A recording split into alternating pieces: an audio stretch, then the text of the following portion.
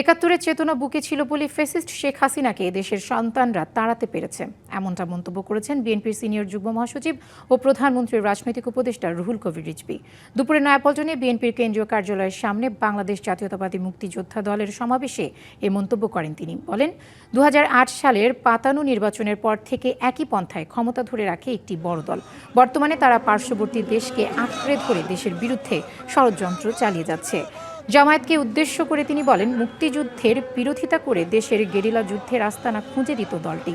তাদের বীরত্বের ইতিহাস নেই, আছে শুধু দালালির ইতিহাস। শহীদ আশফাকুস সামাদ বীরত্ব। আমার বামে ডানে যারা দাঁড়িয়ে আছেন তারা দেশের সোনার সন্তান। আজকে সেই ইতিহাসকে কলঙ্কিত করার চেষ্টা করছেন, ছোট করার চেষ্টা করছেন, আন্ডার এস্টিমেট করার চেষ্টা করছেন। কারা?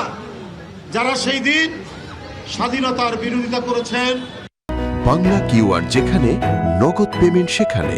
সারা দেশে 10 লাখেরও বেশি মার্চেন্টে নগদে পেমেন্ট করুন খুব সহজে।